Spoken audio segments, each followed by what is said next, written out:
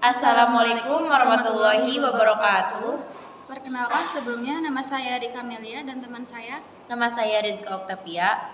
dari kelas 4 EPJKR. Ini saya akan memenuhi tugas dari mata kuliah pencaksilat, akan menjelaskan lestari silat TBOK di Karawang. Jadi menurut Dede Mulyana mengatakan silat yang saya dirikan adalah TBOK ini adalah salah satu gerak bacokan golok. Ya, kalau orang Karawang khususnya di daerah pesisir Batu Jaya, yaitu salah satu nama dari bacokan golok adalah tebok, sempog, tebas, sabet, babad, dan lain-lain. TBOK juga bisa diartikan sebagai singkatan dari teknik bela diri orang Karawang.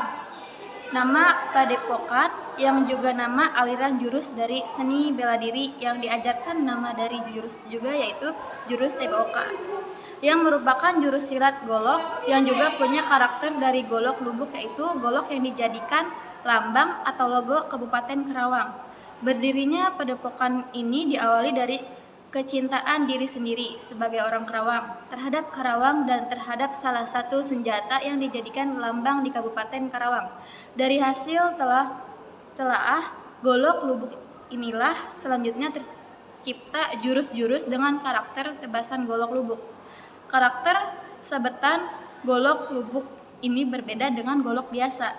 Karakter yang paling menonjol adalah di awal bukaannya, karena golok lubuk ini memiliki bentuk ujung goloknya turun ke bawah seperti yang ada pada lambang Kabupaten Karawang.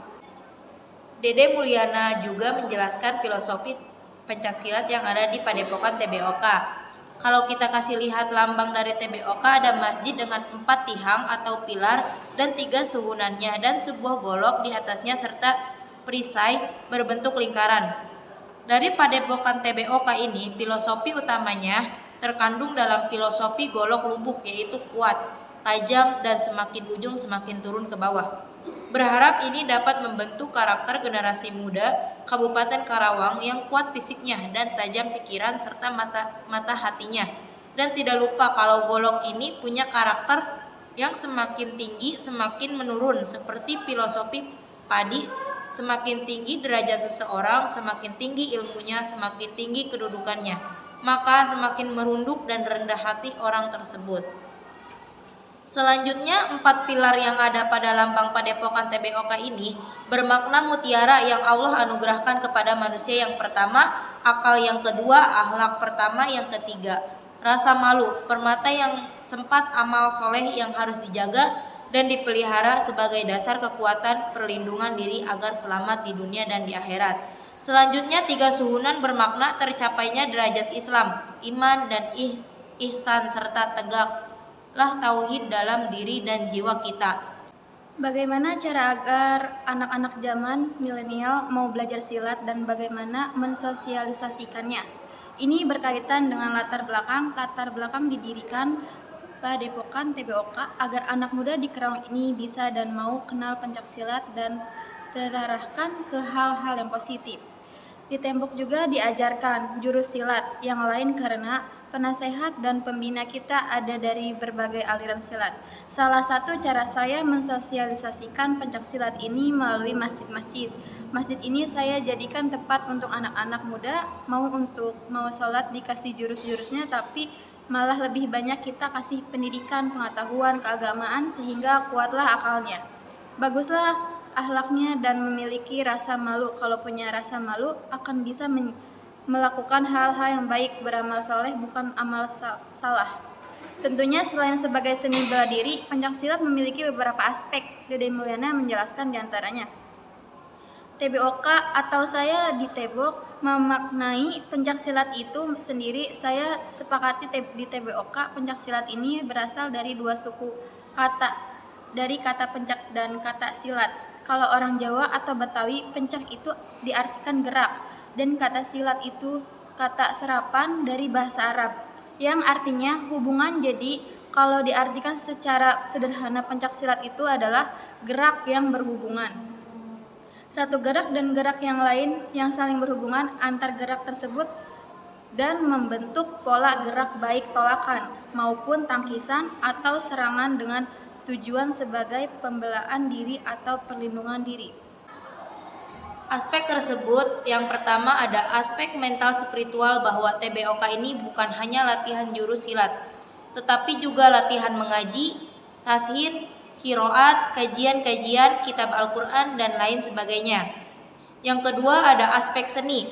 TBOK itu punya pola-pola gerakan tertentu, justru seperti itulah pencaksilat itu punya karakter seperti itu.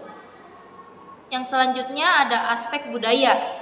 Silat ini adalah budayanya Indonesia, hasil cipta karya karsa manusia di Indonesia.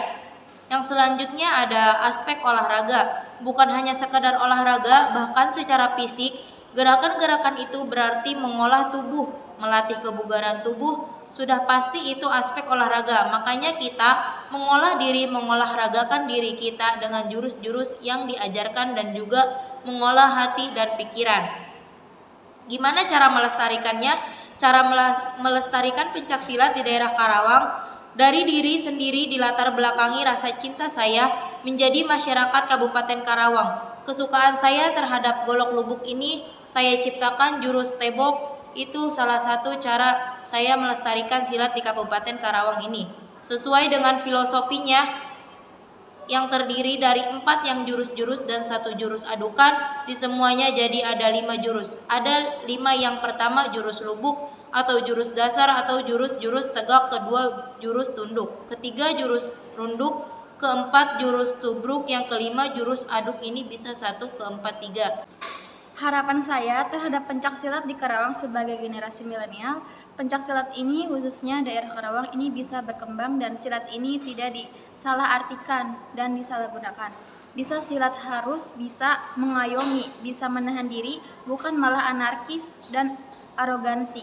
Karena kalau sudah bisa silat, tahu ukuran tuh apa yang kita bisa lakukan dengan ilmu silat kita, dan saya berharap melalui padepokan TBOK ini orang khususnya di Kabupaten Karawang cinta dan tahu kalau golok lubuknya Kabupaten Karawang yang ada di lambang Karawang dan bangga menjadi bagian dari masyarakat Kabupaten Karawang, dan lahirlah generasi muda Karawang yang berkarakter dengan belajar jurus yang asli di Karawang.